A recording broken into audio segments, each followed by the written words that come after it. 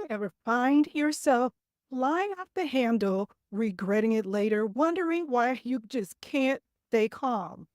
Ever feel like you're stuck in a loop of having the same arguments over and over again? Does it seem like no one listens to you and your point of view is always dismissed or ignored? And now you're taking every disagreement as a personal attack, feeling hurt and frustrated each time. One of the biggest issues many women face is feeling unheard or unseen by their partners. It can make you feel undervalued and frustrated. You might wonder, how do I get him to really see me, hear me? It's a tough question, but the answer lies in mastering your emotional intelligence and effective communication. Maybe you felt unsupported in your life decisions, wondering if anyone truly listens to your ideas. You start telling yourself things about yourself that aren't true. Negative self talk can be incredibly damaging, leading to feelings of inadequacy, hopelessness, fear, and anger. I've been there, and I understand the frustration and pain that comes from feeling misunderstood and unheard during conflict. Understanding emotional intelligence can bridge the gap, allowing you to communicate more effectively and feel valued in your relationship. Let's talk about vulnerability and submission. In order to grow, you have to make these changes. Holding on to old patterns might have served you before, but they could be what's holding you back right now. What's holding you back from having the successful relationship that you want. By managing your emotions and being flexible in your thinking, you can foster healthier, more fulfilling relationships. Many women have grown up with the idea that showing vulnerability is a sign of weakness. They think they have to be strong all the time. But there's a profound difference between vulnerability and submission. Vulnerability is about being open and honest, letting your partner see you for your true self, including your fears and including your insecurities. Submission, on the other hand, is often misunderstood as losing yourself or giving up your control. But the true emotional strength comes from vulnerability. It's about showing your partner that you trust him with your feelings. It doesn't mean changing who you are, it means embracing who you are fully with your insecurities. In Proverbs 31:25, it says, "Strength and dignity are her clothing, and she laughs at the time to come." They're talking about the Proverbs 31 woman, and she is clothed with strength and dignity, and she laughs without fear of the future. You're always on the defense. Your desire to not look weak and to get them before they get you, that is a sign of weakness. And it blocks the opportunity for constructive dialogue to really have a good conversation. And that leads to number three. You have a combative mentality. You view the argument as a battle to win rather than a problem that you two may be able to solve together. By becoming an emotional planner, you can gain control over your responses, transforming potential conflicts into opportunities for growth. Your growth is so important. Your growth is the source needed to fuel the future for your desires.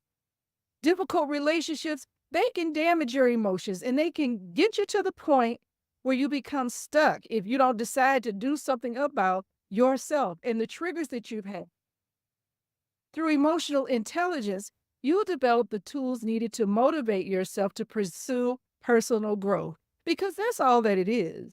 If you haven't already started managing your emotions or thinking about your actions and what causes those actions, then you just need to do some growth activities. There are changes you'll need to make to your mindset that will enable you to become like the Proverbs 31 woman, a woman with sophisticated empowerment. Here's one of my quotes, and it exemplifies the importance of being vulnerable even in difficult relationships. All right, so here it is. Your words can say love, your listening proves it. Listening also enables you to get clarity on the situation because when you're always talking and always trying to protect your weight in the relationship, you don't see the full picture. You need to take action to start identifying where there are opportunities for growth in your life. If you're enjoying this content and you want to dive deeper into emotional empowerment, join my Emotional Reset Challenge. This challenge is a transformative experience designed to help you manage your emotions and curate the life that you desire. Click the link in the description below and sign up today. All right. So let's address a misconception that a lot of women have. And here's what they'll say to themselves: why do I have to change if the way I act has worked in the past? Well, the truth is, you don't have to change. But if you want to start having peace in your relationship, you will open your mind to something different. Because if you continue with the actions that you've used in the past, then you'll keep getting the results that you've gotten in the past. Growth requires change. So instead of reacting in a way that will pull you further apart, you react in a way that's going to bring you closer together. Changing the power of your triggers helps to manage your emotions as well. Your emotion, they impact your thinking, and your thinking impacts your behavior, and your behavior impacts your environment, and in this case, your relationship. If you're ready to take control of your emotions and transform your relationships, get my book, Brains and Baubles Do What Works for You. Read how vulnerability is the key to having the type of relationship you want. And don't forget to subscribe, like, and hit the notification bell to stay updated with more empowering content.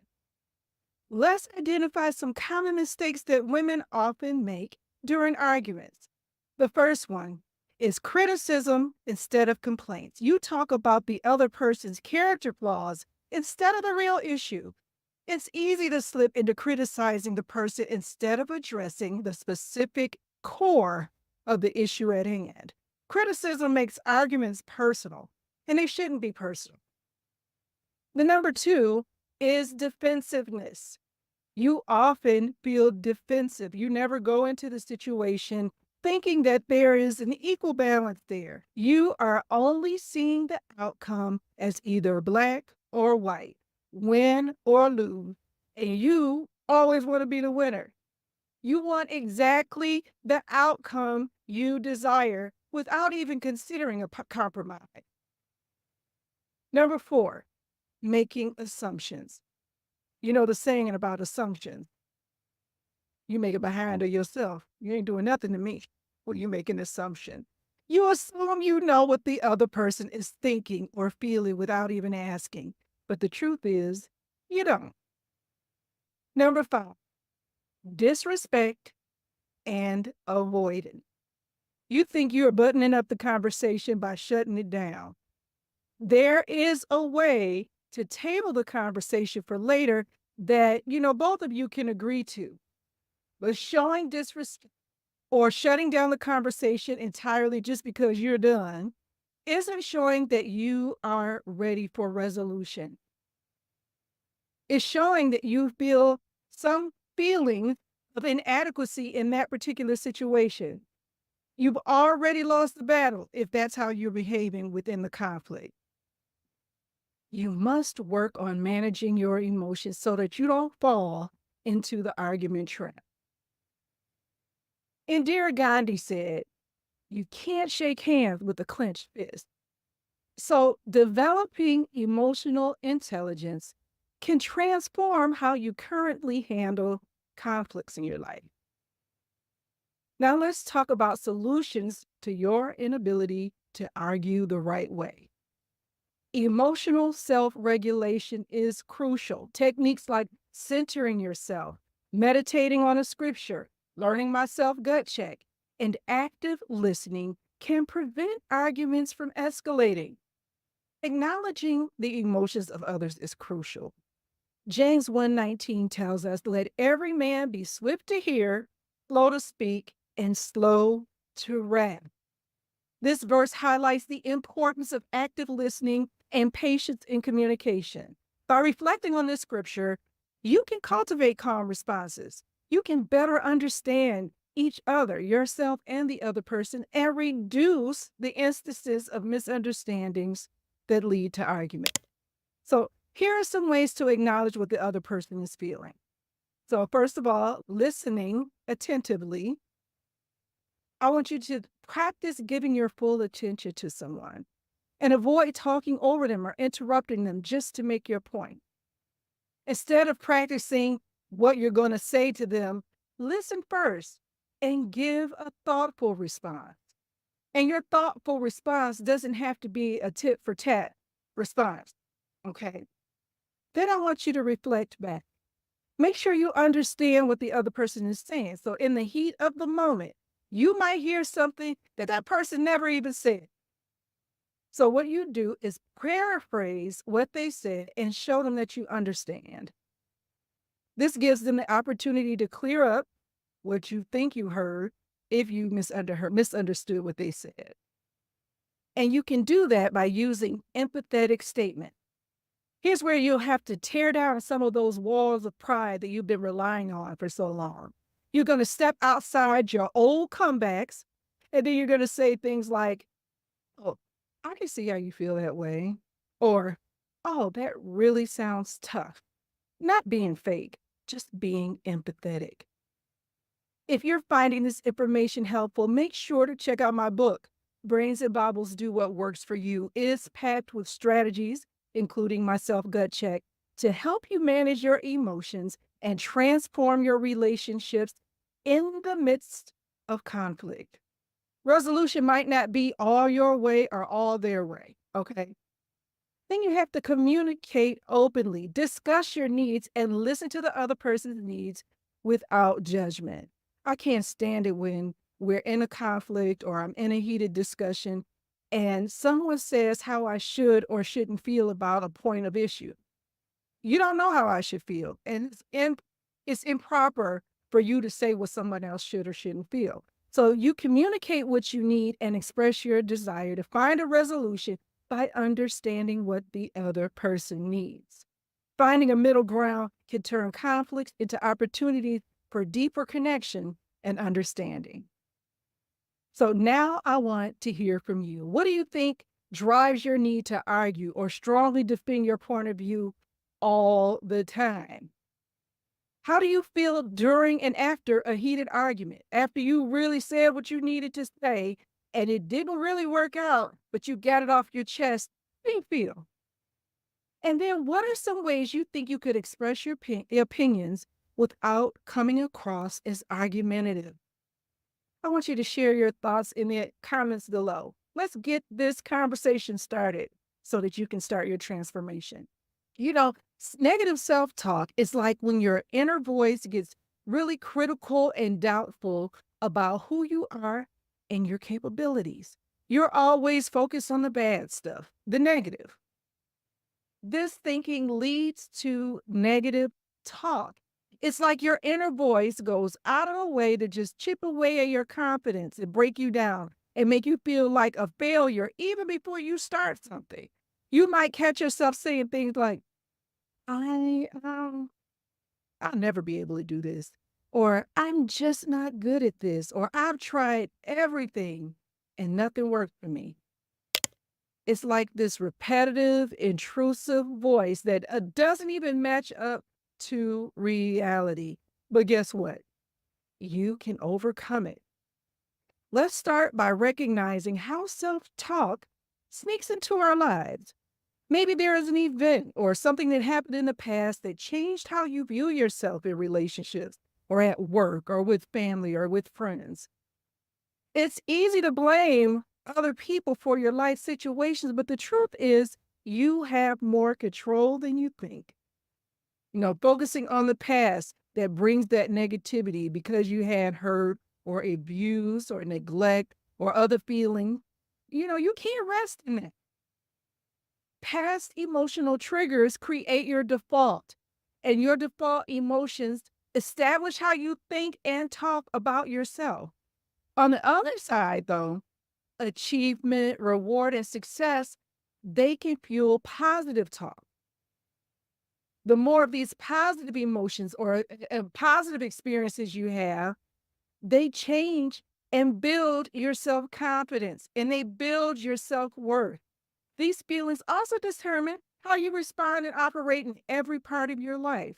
So the goal is to address the negative feelings of the past so that they can become a motivation for your personal development and so that you can have achievement and have reward and success. But there is a place for you wanting more and wanting those changes in your life so that you can have the life that you desire. But first, you have to look within and become aware if you are the person who can do these things or have these things. And then you need to start making changes in the way that you manage your emotions in order to get them. You have to become the person who is able to do those things. Understanding who you are to yourself determines how you speak about yourself and your potential to live a fulfilling life, a life of sophisticated empowerment. Proverbs 18:21 says, "Death and life are in the power of the tongue, and they that love it shall eat the fruit thereof." So there are power in the words that we speak. Positive speech can lead to a better life, while negative talk, it does the exact opposite. So reflect on this verse, and it will encourage you to focus on positive thoughts and positive words. If there isn't first an understanding of the desires that you have and why you have them, then inadequacy will follow. What someone else has isn't necessarily better, and it wouldn't be better for you. Because the reality is, you wouldn't trade your life for just one or two aspects of somebody else's life that you think are like, oh, wow, she has that or she can do that. You wouldn't change your whole life just for those one, two, or two aspects of somebody else's life. What you would do would just be introspective and focus on what it is that you need to do to achieve what it is that you want. Sometimes it takes a reality shift in order to get to that point. I can tell you when I was going through a divorce in my first marriage, I had that reality shift from thinking that I was in a certain place in my life to realizing that maybe there's some work I need to do on myself. I went and started working on myself in silence. I made plans to start becoming the person to live the life that I desired. I took small actions and had small achievements that helped to build my self confidence and my self worth. Everyone is talking about a glow up, but glow ups take time and they require change in your mindset and change in your word. You're your only competition. So speak to yourself like you're already the person you want to be in 3 months or in 1 year or 5 years from now, positively. To overcome negative self talk, take time for contemplation and focus on activities that nurture your future self. And you have to forgive yourself for not living up to past expectations. Those were expectations that you had in your mind. They weren't written in stone, they weren't something that you had to complete before you get to the next level. Give yourself some grace. Instead, focus on personal growth and the development of future you desire. And you can do that by writing down your feelings, your thoughts, your ideas, and dreams because they're important to changing that inner dialogue. Instead of why me or I can't or I'm trying, you'll start saying I am, I do, and I have. So you have to guard those words and guard what you say to yourself out loud and internally. Your voice rings louder in your spirit than your words in your head and the words of other people. If you're ready to take control of your emotions and transform your life, join my Emotional Reset Challenge. It's designed to help you reset, recharge, and reclaim your emotional well being. Together, we can break the cycle of negative self talk and step into a future filled with joy and fulfillment. Thank you for joining me today. If you found this video helpful, please like, comment, and subscribe. But share your thoughts and experiences in the comments. I'd love to hear from you. Until next time, stay empowered and keep shining. Bye for now.